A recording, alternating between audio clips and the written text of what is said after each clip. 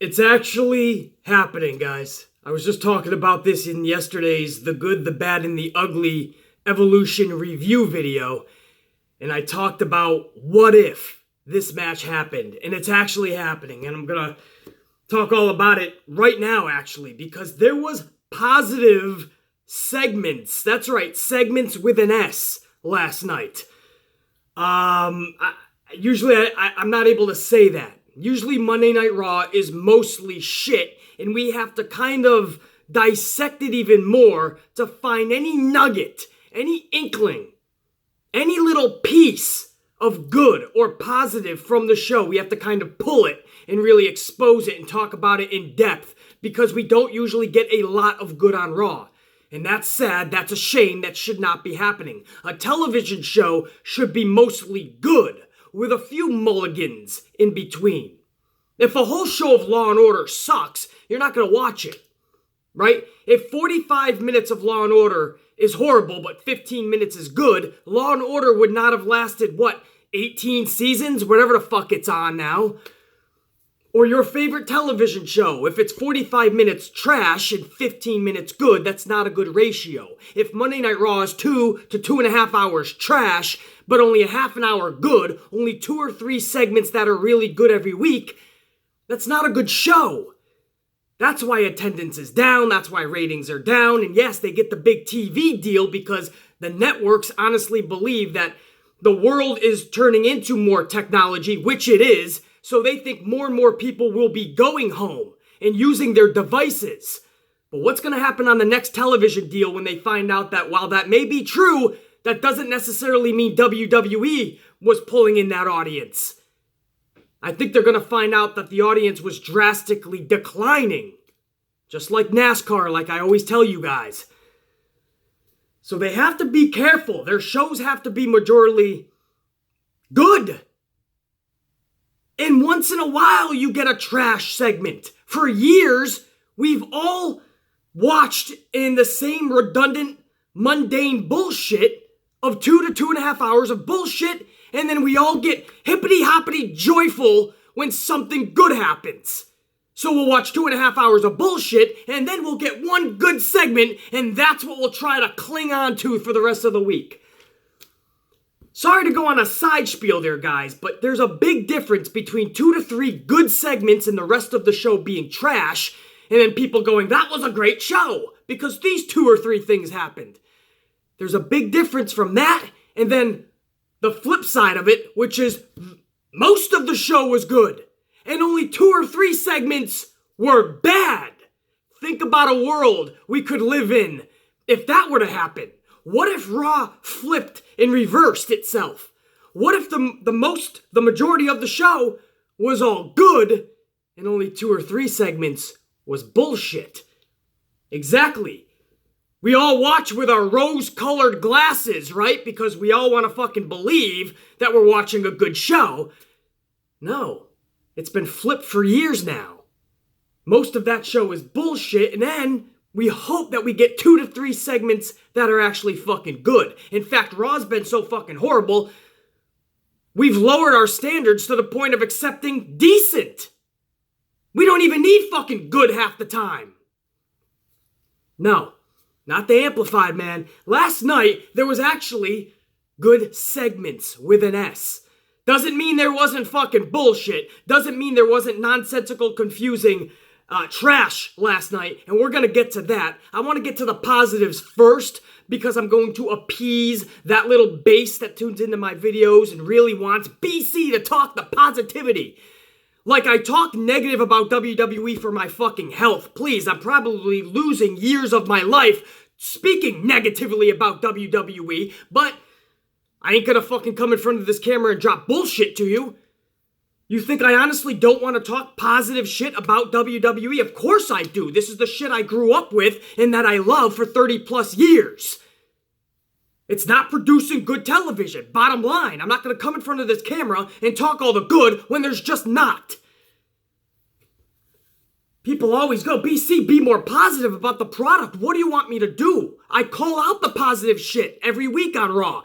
There's usually only 2 things if I can find it. Sometimes we'll be graced upon the presence of 3 good segments. Wow, we're spoiled.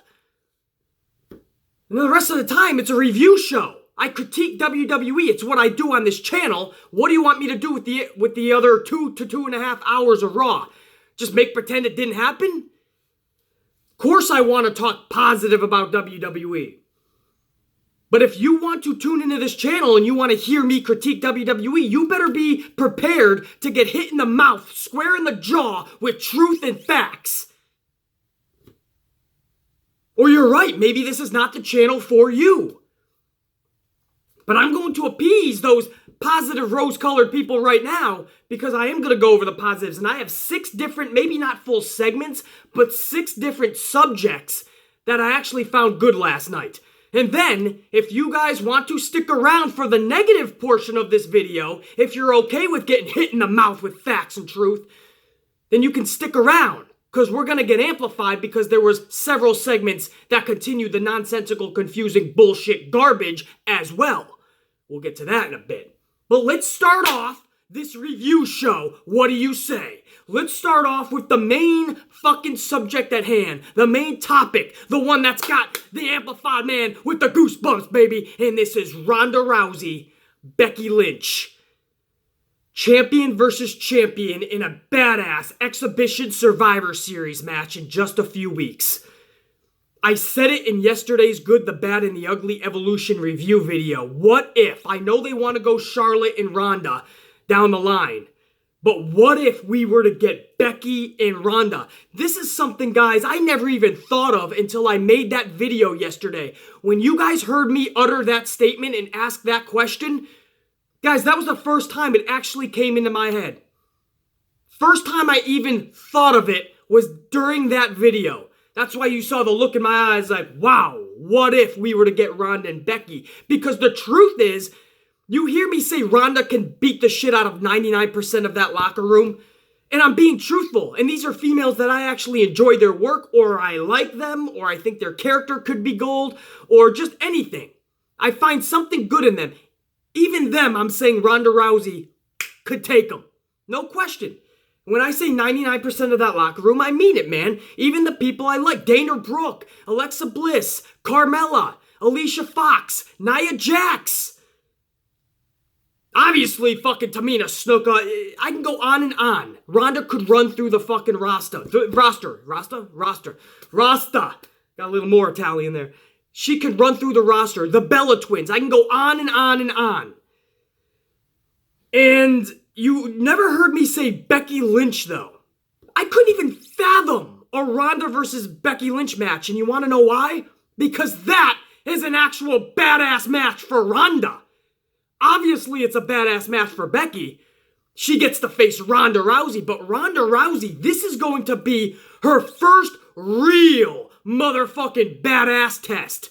It wasn't Nia Jax, because Nia Jax wasn't built up to be this beast or monster anyway. She should have been, but Nia Jax isn't built that way. You just get the feeling right from the get-go that Ronda could destroy Nia, and it's because she can. Nobody really was a legit threat to Ronda yet. Until now. Until Survivor Series. Becky Lynch.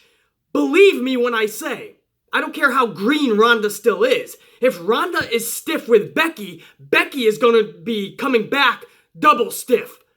And vice versa. It's absolutely vice versa. Because if Becky Lynch is stiff with Ronda, Ronda's going to come back with a stiff shot on Becky, and this could be the most, and I believe it's going to be the most physical match for Ronda Rousey to date. I know it's still young in her main roster career, her only wrestling career. She never really did NXT, but this is still young in her career, 7-8 months-ish? But this is going to be her biggest test, and I think 2 years from now, when she's done with her 3-year contract, I think when we look back at it, this Becky Lynch match is going to be one of the main focal points of her entire portfolio in her career. This match is everything right now for both superstars. This is a badass match, man. This is a I will punch you back in the mouth if you punch me type match. They're gonna beat the fuck out of each other. It's gonna be physical. I think it's gonna be, they're gonna start off cordial, but it's in Becky Lynch's nature to get really physical. And you know Ronda has that in her, that if you fuck with me, if you're tougher with me, I'm gonna come right back on you. I cannot speak more positively about this match. Usually WWE is just coming out with matches out of the fucking woodwork, and I'm like, why is this happening now? They're like, Shinsuke versus John Cena. I remember that, and I was like, what? You're giving away a pay-per-view match just like that? Daniel Bryan and AJ Styles, a dream match. They're just like, few weeks, crown jewel. And I'm like, what the fuck? They just announced this out of the blue last night, but instead of just going, what the fuck, which I was going, what the fuck, I also stopped for a second and go, badass, that's the fucking dream match for me. I hope you guys are going to fucking enjoy. I don't know if you guys are intrigued with this or not. I didn't get a chance to gauge the wrestling community, especially the YouTube or Twitter community. I'm just going on my own personal feeling on this. When that was announced, I was like, wow, this is actually fucking happening. And this is badass. This is I will punch you in the face, motherfucker, taking on I will punch you in the face, motherfucker, and they're just gonna collide. Champion versus champion. No title on the line. We're just gonna have an old school, badass exhibition match to see who the fuck is better. Now, obviously, I don't know if they're going to have Ronda win outright. I don't know if Ronda should be losing to Becky Lynch, but I will say this, I'm going to admit this. If Becky Lynch was to beat Ronda Rousey in a WWE ring, that's not far-fetched. That's not unbelievable. That is something I could believe. Becky Lynch is badass. She's a great wrestler, we know that. And on top of that, Ronda Rousey could just have a bad fucking night. You mix everything together, the perfect ingredients to this master recipe, and you're going to have a Ronda Rousey defeat and a Becky Lynch victory. It could happen. I doubt it's going to happen, but it wouldn't be not believable. It wouldn't be unrealistic. I don't think they're going to go that route. In fact, do they really kick in the horsewomen versus horsewomen feud? That's what I thought they were going for a while towards Survivor Series, but then this whole Becky Lynch sort of kind of in the middle heel turn happened, and that got nixed. But for the longest time, guys, the plan for Survivor Series was horsewomen versus horsewomen. Ronda and her ladies versus the fucking WWE's, NXT's horsewomen. Becky, Sasha, Bayley, Charlotte. But obviously, Charlotte and Becky Lynch are the most bitter of rivals right now, so you really can't do that. So now they're going with the one-on-one match. But does this set up something for the future? Maybe. And what would that consist of? Ronda turning heel? Or Becky Lynch would have to turn face? And I know, Becky Lynch isn't really a full-throttle heel anyway, so it wouldn't be that hard. But here's the problem. She wouldn't just be going back to full-throttle face. She would have to align herself with Charlotte again. We just saw this bitter fucking devastating rivalry, which was badass, and you really believed that they just disdain and hate each other, and now all of a sudden, they're best friends again, taking on the evil empire of Ronda Rousey and her horsewomen with Shayna Baszler. I don't know if I really, not just believe that, I don't know if I want to believe that. I want to believe that Charlotte and Becky Lynch are going to have to take a long time to separate from each other. So this could set up down the line, though, horsewomen versus horsewomen, and that could start at Survivor Series. Because the rest of the horsewomen, or at least 2/3 of them, right? Shayna Baszler and fucking Duca Marina, they both showed up at Evolution. So now WWE introduced its WWE audience, the main roster audience, to these three ladies. So does this continue at Survivor Series? You see what I'm saying? I honestly believe you're going to see the horsewomen in some form or capacity, because Becky Lynch was one of the main instigators when this feud really started last year. So we'll see, guys. But this is awesome. This really is, man. This is the first match where I was like, we go from Nikki Bella, Ronda Rousey, which, by the way, I ended up giving Nikki Bella mad props because Bella stood her own. When it came to clutch time, Nikki Bella proved that she was clutch. So I give her the utmost respect on what she did Sunday night. But the booking of it, I was like, Ronda and Nikki Bella, what the fuck are they doing? We went from that booking to Ronda and Becky fucking Lynch, an actual match that I would pay money for. Obviously, we all are paying money anyway for it. It's the fucking network, or you're tuning in on pay-per-view. But this is one that I would gladly pay for. Not just like, oh, I can't believe I'm giving fucking $10 a month for this shit, or I'm paying $60 a month for this fucking pay-per-view. No. This is like, fuck. This is something you can't wait for. This is intriguing. This is Ronda Rousey versus Becky. Badass versus badass. This is almost like how you would go into a UFC fight. You really want to see these two motherfuckers get it on and fuck each other up. Obviously much different than UFC, but you get what I'm saying. We finally get a match that we want to see. We want to see them beat the fuck out of each other. We want to see this match. It's not that far-fetched. When did we get away from the concept and the idea in the WWE to give the fans what they want to see? When did that become a lost fucking art? That's the first of 6 subjects I'm going to talk about that I actually enjoyed last night. And that was just an announcement. That was just them saying, Ronda, Becky. And they showed something from Evolution. It was backstage, and Ronda was doing an interview, I believe, with Charlie Caruso. And Becky Lynch comes up, and they just start doing little fucking pleasantry jabs at each other. What's up, champ? Hey, champ. Good match night, champ. Yeah, you too, champ. And you could see they were sizing each other up. I fucking love that shit. On Twitter, it shows that Ronda Rousey followed Becky Lynch, and Becky Lynch just retweeted with Ronda Rousey's picture saying she's following Becky Lynch, and Becky Lynch tweeted, well, she tried. In other words, she tried to follow me at Evolution, but you weren't going to follow me in Charlotte's match. I love these jabs that Becky Lynch is giving on Twitter, man. Everyone's saying she's not full throttle heel, and they'd be correct. However, how she's acting like a full throttle fucking heel. And I love that shit.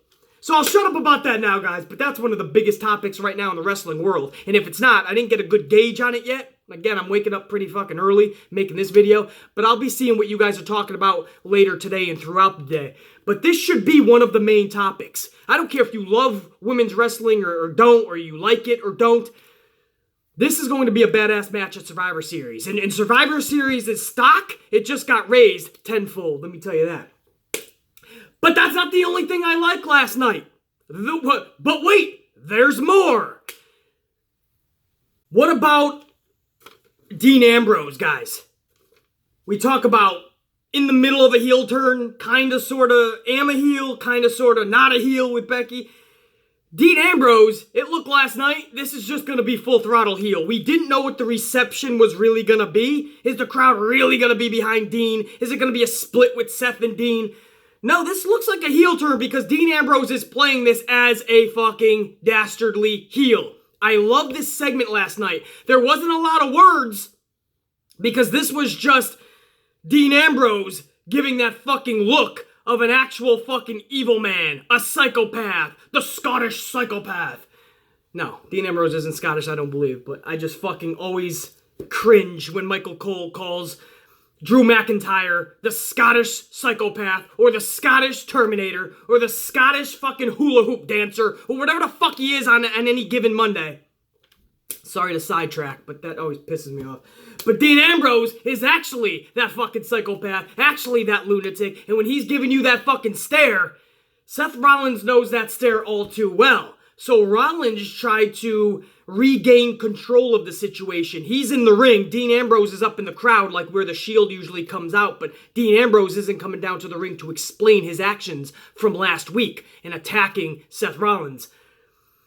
So Rollins tries to gain control of the situation. He sees that Dean Ambrose is just staring at him and really playing a psychological game with him. So Rollins said, fuck this. If you ain't gonna come down here to explain yourself, I'll come up there and force it out of you, that explanation. And Seth Rollins starts to go up, but Dean Ambrose just slowly, methodically, he doesn't run away, but he just slowly walks back through the crowd, back up and into the distance, and he fades away. So Ambrose will have nothing of Seth Rollins. It's going to be on his time, and explanation will be on his time. Retaliation will only be done if it's on his time. I love it. This is the Dean Ambrose I wanted to see from the time he came back. Never should have been a Shield thing, although we wouldn't have gotten this type of feud. So maybe in the long run, it's okay. The Shield was still done half-assly. The Shield was not what it used to be. But this is how he should have been presented when he came back. It was almost flip-flopped. Do you remember when Seth Rollins came back from injury and he got that massive pop and he was going to be one of the biggest faces, and they turned him fucking heel right off the bat? All the momentum that he got from being injured was done. Now, I honestly believe that was because of and for Roman Reigns, and they didn't want to take any of his thunder like they've done many times in this company over the past several years. But that was a fuck-up. That was a botch on how they booked Seth Rollins. And Dean Ambrose comes back, and it was the opposite. They should have turned him heel right away. Instead, they're just like, we'll make him Seth Rollins and Roman Reigns' bitch. I don't know if plans changed when we found out about Roman Reigns or not. Or they were supposed to be the Shield through WrestleMania and then set up a triple threat match at WrestleMania. I was hearing those rumors as well. But either way, I am glad that Dean Ambrose got to separate. If he's separating because of what happened to Roman Reigns, that sucks in the fact that we never want that to happen to any superstar, to anybody in the world. That's just fucking tragic. But if you're gonna find any inkling of positive in this situation, it would be that Dean Ambrose finally gets to fucking step away. Dean Ambrose finally gets to be his own person. Dean Ambrose gets to be his own character, his own entity. He gets to be on his own. That's what I like. When he was on his own before, he was just fucking trying to be the good guy, but that's not Dean Ambrose. The guy doesn't even have social media, am I correct? Or if he does, he's never fucking on it.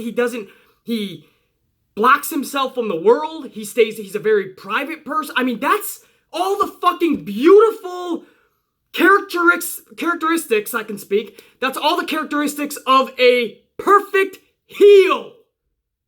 This guy never should have been a good guy. Anyway, that's my side spiel on Dean fucking Ambrose and how he was booked, but all of that means nothing now. He's finally being booked correctly, and this is the perfect guy for the job.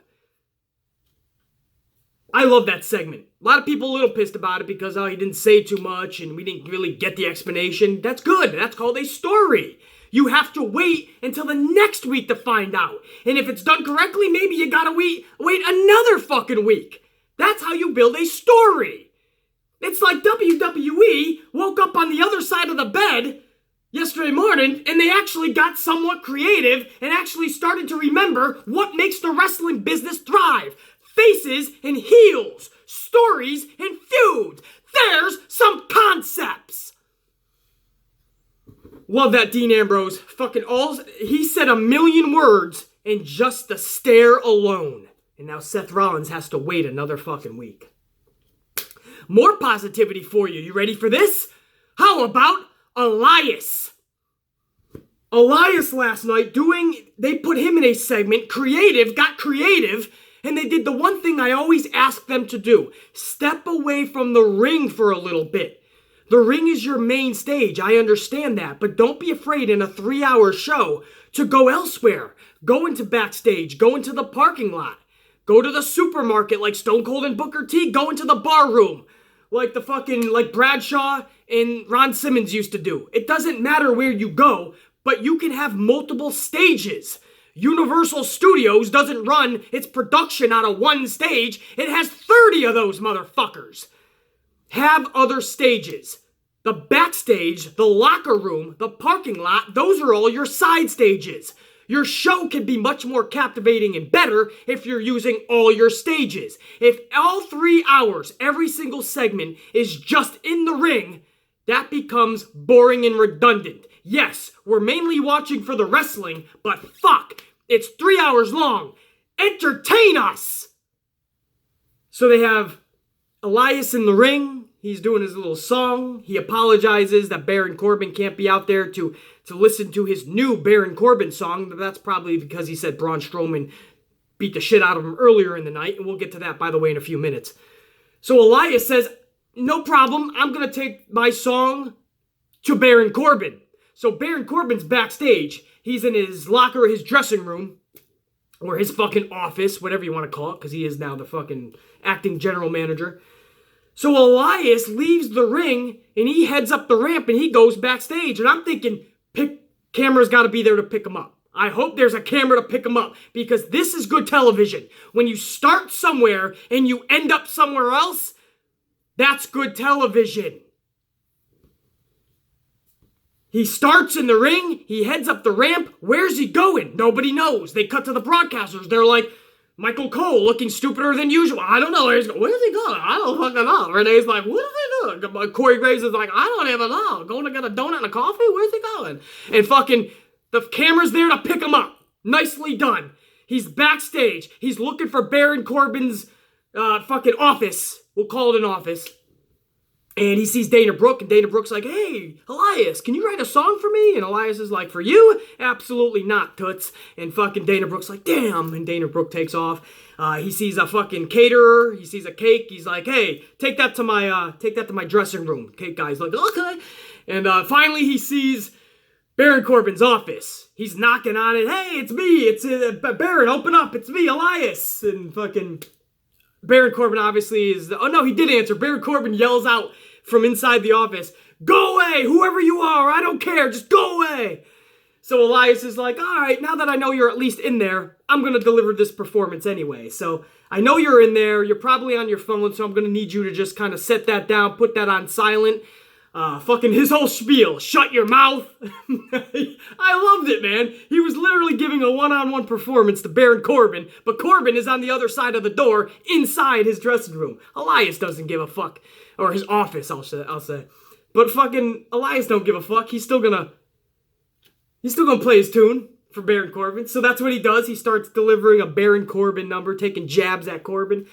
Corbin was obviously fucking pissed off. Corbin busts out of his office, and he's face-to-face with Elias, and I think it was Jinder Mahal comes out of nowhere and attacks Elias. Starts putting the boots to Elias. And this sets up, Baron Corbin's like, laughing at him, because Elias now is down on his back, and Baron Corbin still holding his ribs from Braun Strowman beating the shit out of him earlier in the night.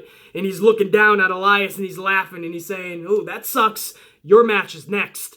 And it's with Jinder Mahal. Now, on paper, Jinder Mahal, Baron Corbin, Jinder Mahal and Elias doesn't do anything for us. I understand that.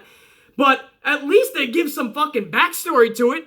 At least there's some fucking fun, intrigue, and excitement in this fucking backstage segment, because you don't know what the fuck's gonna happen. You don't know if Corbin's gonna come out or not. You don't know if Elias is gonna bust down the door. You don't know what's gonna happen.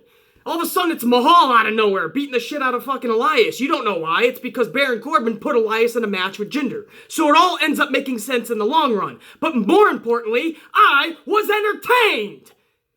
Because they gave me 7 minutes of entertainment. Elias starts in the ring. We're having fun with the whole Elias segment. Then he says, fuck this. I'm going backstage. I'm going to find Baron Corbin. That's always fun when a wrestler is trying to find another wrestler. And they're backstage. You don't know what's going to happen. Are they going to pop up out of nowhere? Did they know that they were looking for him? So now they're hiding and waiting for them to cross by, and they're going to beat the shit out of him with a barbed wire bat? Who knows? So Elias goes backstage. He's trying to find Corbin. He finally finds him. He's singing this song. Corbin's yelling from his office. I loved it. And even though it was just Jinder Mahal, I like the whole fucking segment, guys. That's what we need more of. Don't be afraid to start somewhere, but end somewhere else. You can start in the ring, end in the parking lot for all I give a fuck. I used to love those hardcore. You guys remember the Hardcore Championship? It used to be able to be defended 24/7. That was the whole shtick. So no matter where you were, the hardcore title could be defended. So that's what made Raws so entertaining. Is because you could have matches going on and the same redundancy even if you wanted to in the ring. But you would cut backstage and there's a whole nother world going on backstage. There's a championship being defended at all times. I always remember that, dude. It was always fun. I love backstage segments and parking lot segments when they're not just interviews. Take the show to the back. It's fun, it's exciting, and it's intriguing. It'll captivate us. Something little, like Elias singing a song backstage to fucking Baron Corbin. It brought me back to the Stone Cold Kurt Angle fucking song that they were giving to Vince McMahon back in the day. You know, little things like that can be fun and entertaining. Try to do that more often. Now this is gonna shock you. This is a positive from last night that's gonna rock your fucking world. Are you ready for this? Something I actually did not fucking mind. The Sasha Banks 10-woman tag match with the fucking Riot Squad. You're thinking, BC, I know you probably fucking hated that, right? Here's what WWE did, those sneaky bastards. They snuck in Trish and Lita in this match. So yes, we got Sasha and Bayley versus the Riot Squad again, but they snuck in, with Natty, of course, with Sasha and Bayley, Natty, and they snuck in Trish Stratus and Lita. And they took on the Riot Squad, Alicia Fox and Mickie James. And that was our 5-on-5 match, man. If it wasn't for Trish and Lita, just seeing Sasha Banks tagging up with Trish, I would much rather see them face off against each other, but seeing them in the same ring together and being able to see that torch passed from Trish to Sasha is just fucking... It's goosebumps for me. You guys know I'm a big Sasha Banks fan anyway, so yeah, there may be a little bias here. A lot of you guys may have hated that 10-man tag because, again, it's the Riot Squad versus Sasha and Bayley, so I don't blame you. But if you grew up, even before the Attitude Era, but I remember the Attitude Era just so vividly because fucking I was a teenager at the time, and that was the Attitude Era. For those of you real younger fans, you don't realize how special the Attitude Era really was. You don't. You only know pro wrestling for what it is now. During the Attitude Era, guys, the ratings were through the roof. Wrestling shirts were the normal out on the streets. Wrestling was the talk of the town. Wrestling took over the fucking world, it seemed. It was the greatest era of any fucking that wrestling probably will ever be. And I just wish that everyone could have experienced that. But I know there's a lot of younger viewers and that can only go back and watch it on the network or on YouTube. But they don't really have that vibe, that atmosphere of how it was back in the day. It was insane, guys. Because at the same time that was going on, you had ECW doing their thing. There was 3 companies trying to beat each other. Goosebumps just talking about it, dude. It was amazing. And where the fuck was I going with it? Oh yeah, so Trish Stratus was the fucking standard bearer back then, man. She just was. And to see her with Sasha Banks, who I feel is the best today, and to see them tagging up and performing together, man, it's just one of those moments for me. Again, this might be more personal of an opinion more than a broad opinion for everyone, but I really enjoyed that. I really did. And I felt that Bayley even stepped up her game this week. Maybe it is evolution that really got in her fucking blood, in her veins, in her fucking soul, but Bayley has stepped up exponentially the past couple of days, man. And it's been really fucking cool to see, and I hope that continues. So praise for her. Natty's Natty. She's always going to be a consummate professional and always dependable. You know what I mean? I'm not going to say she's one of the greatest wrestlers, but she's somebody to go to for sure. Never booked correctly, so I never could really get behind Natty, but we all love Natty. And then they took on, obviously, the Riot Squad. We know Ruby Riott is ready to go. She could hold championships at any fucking moment. I wouldn't be calling you deserve it. I wouldn't be saying that shit. But Ruby Riott, at any time, if she ever holds a championship in the near future, that's totally believable because she's damn good. I like Liv Morgan, too. I really do. I think there's something in her. Sarah Logan, she still has a lot more to prove to me, but we'll see if it can be done. Mickie James is Mickie James. Just an amazing talent. I was watching Mickie last night, and I don't think people understand how good and how great this female is. Mickie James is phenomenal. I'm sorry, AJ Styles, but she is phenomenal. She doesn't get the credit she's due. She should be holding championships this run. Fuck, it's not her prime. Fuck, her time is over. No, it ain't. You see how she performs? And at her age, you know what? She's put together a lot more than some of these younger superstars who are getting injured all the time. Mickey's a consummate professional, dependable, always there, can wrestle better than 90% of these females as it is. These younger superstars. Mickie James is fucking phenomenal. And still at her age, one of the fucking hottest females they got in the WWE or in professional wrestling as a whole. I'm just throwing that in there. She's just a beautiful fucking woman, man. With the fucking body to match. Everything about Mickie James is pure fucking gold. So did I hit everybody? I gave a compliment to everyone in this match, and then we get to Alicia Fox. And Alicia Fox she's Alicia Fox. We'll just end it there. Everything I said about Alicia Fox, I said in yesterday's video. If you didn't catch it, go back and catch it. Because I'm just dropping fucking truth bombs and nothing but facts. So that was Alicia fucking Fox. The match ended, thankfully, with Alicia Fox tapping out to Natalya. I think it was a sharpshooter. But everything in this match, you saw homage to the Macho Man, Bayley, again, just like Evolution, dropping the elbow drop from the top. You had Sasha Banks paying homage to Eddie Guerrero, I believe it was, right? And I think she did the frog splash. And Natty with the heart attack. The Heart Foundation used to do in homage to her father, Jim the Anvil Neidhart. So you had all of that in there as well. For 10 women, it started out as that fucking car wreck, train wreck, schmaz that we hate. But it ended up actually working itself out. It got a little bit more organized. I did not mind this match. I still want to see the end of Riot Squad and Sasha and Bayley, though. Please have something different for them starting next week. But something tells me with Survivor Series around the corner, we're going to get another 5-on-5 down the road. But I'll complain about that later, right? As time gets closer to Survivor Series, or maybe even starting next week, I'll start getting amplified on that. But for last night, I didn't mind this 10-woman tag because Trish and Sasha are side by side working together. That's just badass. I want to see them face each other at some point, though. Hook it up, Vince.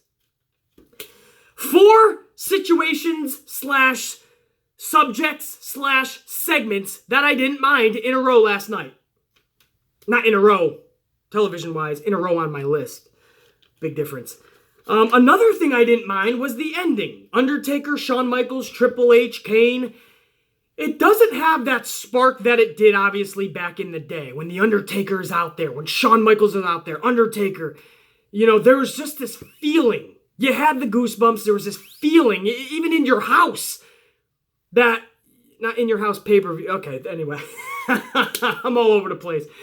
There used to be a pay-per-view called In Your House, for those of you younger fans. It was actually, it was the cheesiest pay-per-views, but I actually enjoy them. It's part of my childhood. But in your house, you could feel this, like, aura, man. It's The Undertaker out there. It's Shawn Michaels. It's Triple H. It's the best wrestlers at the time. And here we are now, years later.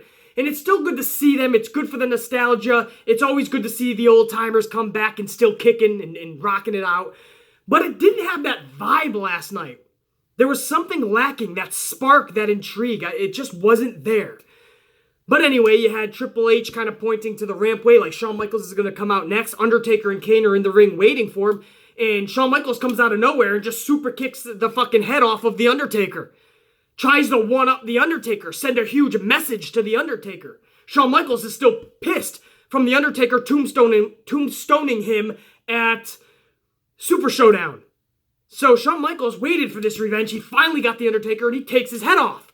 Shawn Michaels heads up the rampway. Him and fucking Triple H are doing their DX celebration. But the Undertaker sits up out of nowhere like Michael Myers. The thunder roars. And now there's hell to pay for DX for doing that to the Undertaker. And we fade to black and we go off the air. I didn't mind it.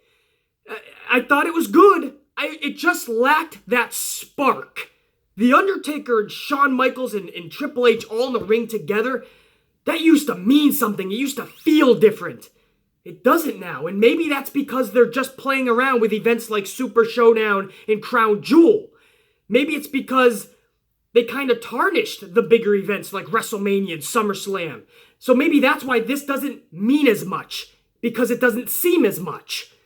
Because it just isn't as much. Huh? How about that for some subconscious psychological thinking for the amplified man? I'm a smart motherfucker. Sometimes. When it comes to pro wrestling, all the time. Everything else, card subject to change. Let's just put it that way. That wasn't it, guys. There was a 6th thing I fucking enjoyed last night, and this is also going to rock your world. You're not going to believe this.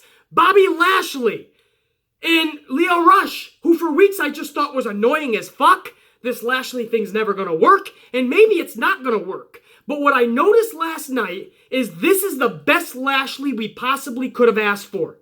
Smiling good guy Lashley was not working for me. the booking for this guy was clearly not working for me, and I know it wasn't working for any of you. So by turning him heel, we lose nothing. You might be more annoyed now with Lio Rush, but I found the annoyance in Lio Rush last night to be working beautifully with why we're supposed to hate heel Lashley. A, because he is a heel, but B, because he does have this annoying mouthpiece in Lio Rush. And we just want to shut him up. And we know to shut him up, we have to shut the big guy up. So it works beautifully. So I hope he keeps being that annoying Lio Rush, because I think this is going to work in the long run. Or at least this is the best chance for Bobby Lashley. This is his only hope at this point. He took on Finn Balor last night, and at first I'm thinking this is a stupid, redundant, nonsensical bullshit rematch that I don't want to see. But as Lio Rush kept antagonizing, and it looked like Lashley was more ruthless than ever before, I'm like, all right, I'm going to roll with this. I'm going to see where this goes. Finn Balor ends up winning by DQ when Lio Rush gets involved, but that's where Lashley gets to be the heel. He gets to have the fun that the heel gets to have. And he jumps Finn Balor, and he holds Balor up, and annoying little Lio Rush is smacking Balor in the face. I liked it. I thought it all went off beautifully. So, yeah, I mean, I know everyone's got the difference of opinions there, but watching this, I had to change my own way of thinking because I know it's for the greater good.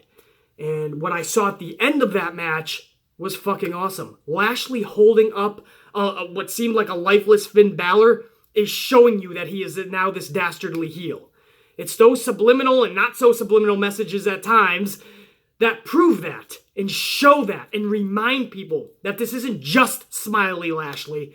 This is heel Lashley now. And he's holding up this lifeless Finn Balor. And Lio Rush, the little annoying Lio Rush, is smacking Balor in the face when he can't defend himself. I liked it. By the way, backstage, they announced officially, we knew this for a while now, that John Cena is being replaced at Crown Jewel in the Best in the World tournament with Bobby Lashley. John Cena obviously pulled himself out. We are also hearing that Daniel Bryan was pulling himself out.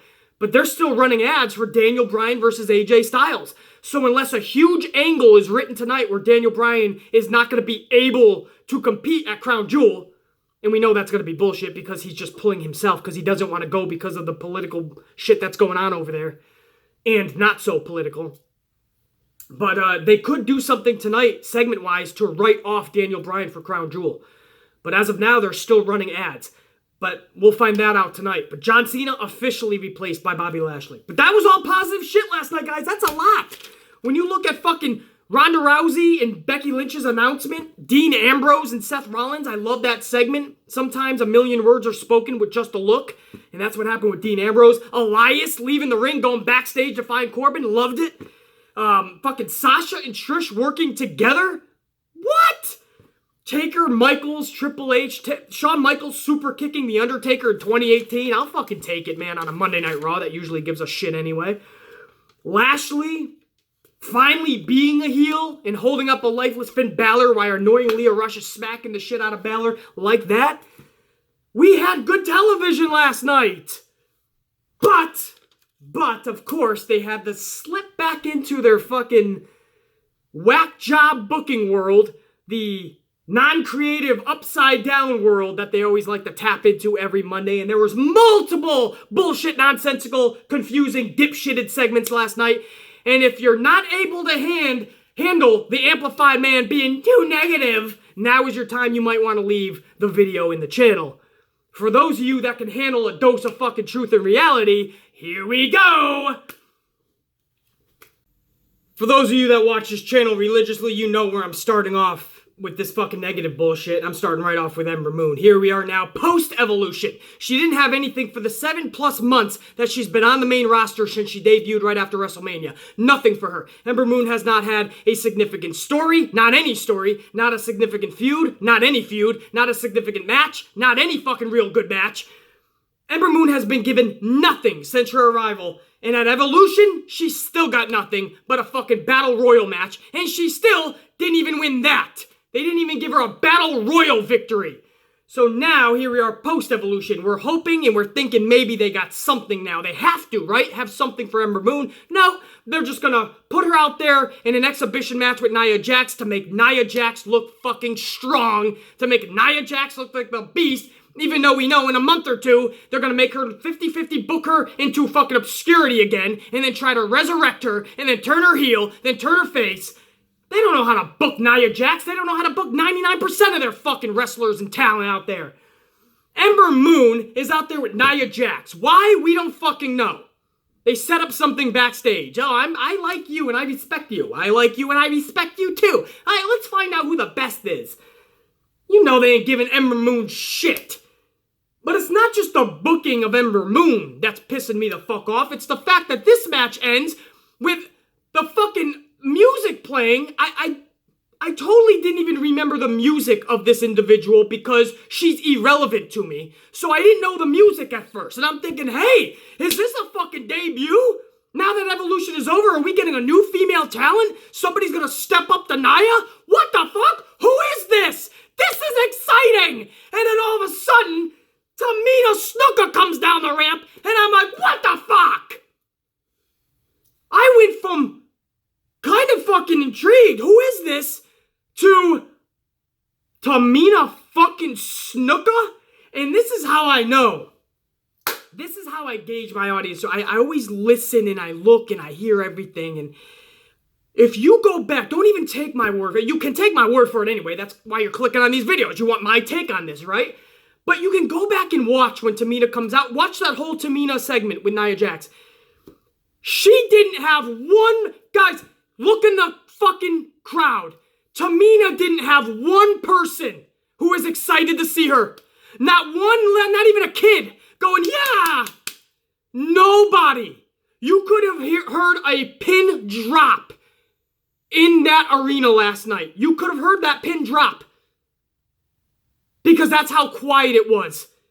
That's how you know it ain't just the amplified man. So if I get a Tamina Snuka fan going, fuck you, BC. First of all, I love that shit. I'm the fucking bad guy on YouTube anyway. So give me your fuck yous, and I'll fuck you right back, bitch.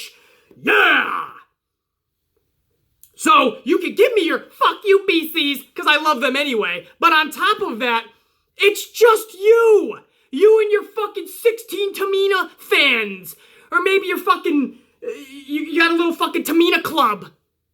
It's you. It's nobody else. Do we want to see Tamina? Nobody wants to see her. Go back and look for yourself. BC's just a meanie. People love Tamina. Really? Nobody gives a fuck when she's out there.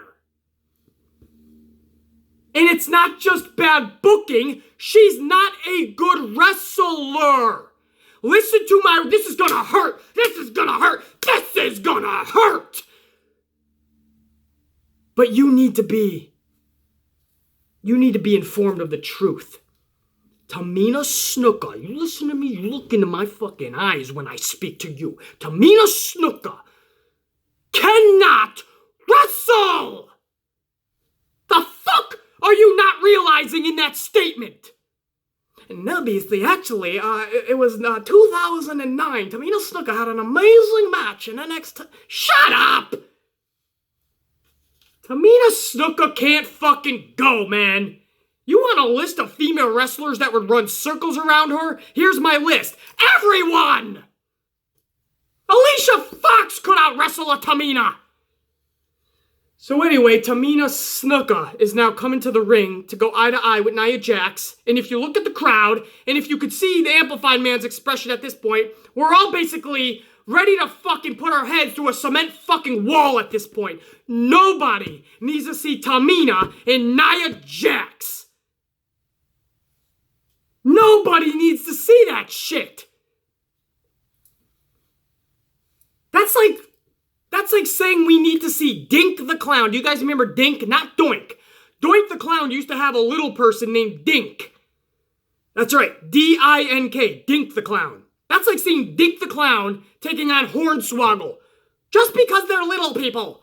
It doesn't mean they can go. Doesn't mean they can rock it out and tear down the house. Just because Tamina's one of your bigger women and Nia Jax is one of your bigger women, do we need to see them collide? No. That's going to be like that fucking WrestleMania match. Remember the Big Show took on the fucking, was it a Samoan dude? It was a sumo match. They took down the ring post. They thought it was going to be cool. Two big guys collide. It was a fucking train wreck. And lost in the process of Tamina Snook and Nia Jax nonsensically looking at each other like anybody gives a fuck. Lost in the shuffle is poor Ember Moon. Flat on her fucking back. So Tamina comes out to distract Nia Jax. It's Ember Moon that gets distracted and eats the pin. Bullshit!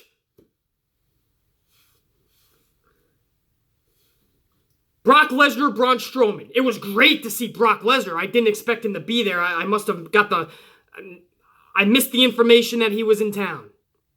But Brock Lesnar was. He shows up pretty cool. I hope they have something cool for him. Oh wait, they never have anything fucking cool. They never have some actual creativity behind it. So what do? They have Braun Strowman come down. They have Braun Strowman power slam Baron Corbin 3 times to get a little bit of a pop from the crowd. And then they have Brock Lesnar totally annihilate Braun. Brock Lesnar F5s Braun Strowman. While I love seeing Brock looking like a beast because Brock Lesnar should not be getting fucking beaten to a pulp by Braun, but also, you can't have Braun looking like a weak motherfucker every single week. Braun Strowman looks like a bitch every week. For his size and how he was being booked like a real monster for so long, now he looks like a guy I would love to fight in the alley every fucking week. Remember I used to tell you guys, if I ever saw Braun Strowman, I've been in fucking prison fights, I've been in fucking alley fights, I've been in project fights, I've been in every fight you could think of, but I always told you guys, if I'm walking down a dark alley and I see Braun, I'm probably going to turn around and want to walk the other way. But nowadays, Braun Strowman is looking weaker than some of the dudes I used to fight in the bar rooms. He's being booked like a little bitch.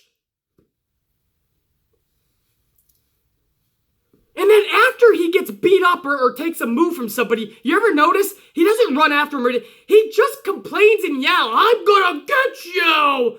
You're gonna pay! Where's my peanut butter and jelly sandwich? Mommy!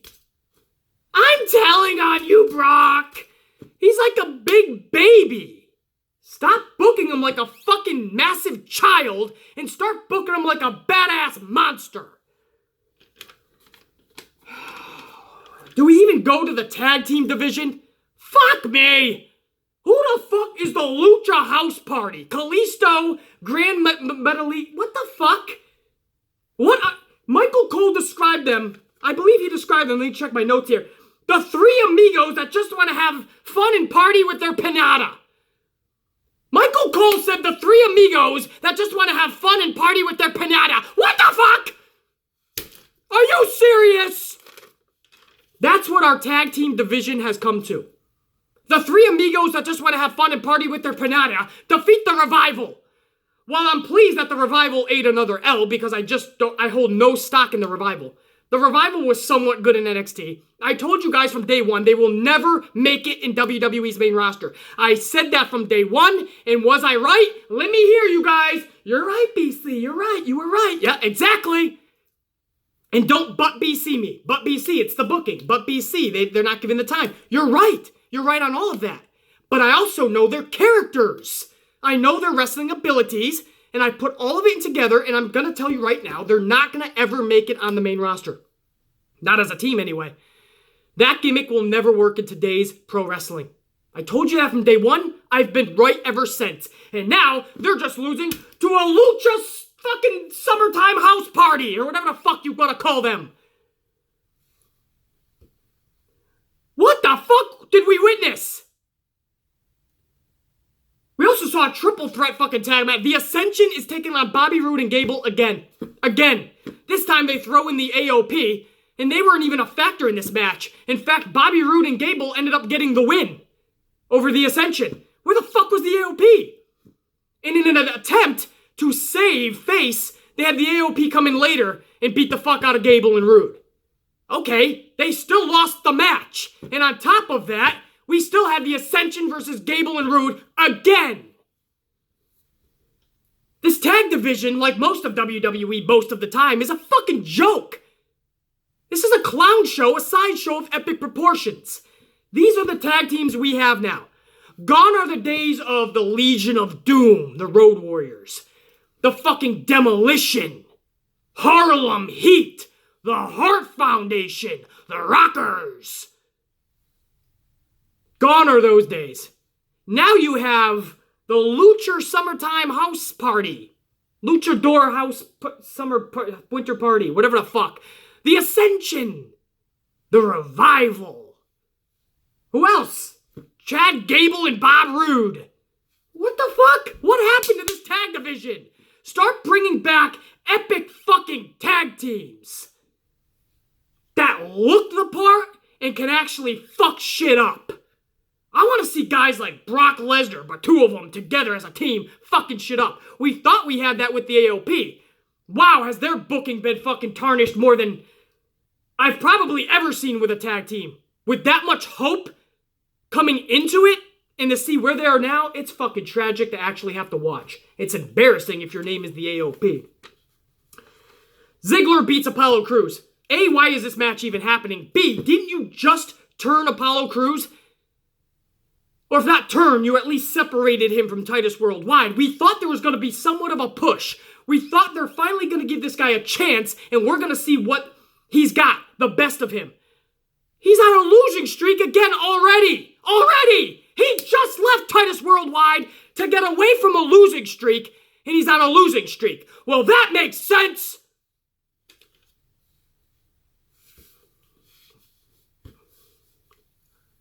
And that was Monday Night Raw. So it had its ebbs and fucking flows. You had actual good shit mixed in with the bad shit this week. That's something I'm not used to. I spent over half this video talking about positive shit. Wow, that was cool. I would love to do more of that. Can you make it happen, WWE? Can you actually do more good shit? Can you put together a solid good show? Sometime in the near future? That would be cool. They had good shit, but then it's WWE.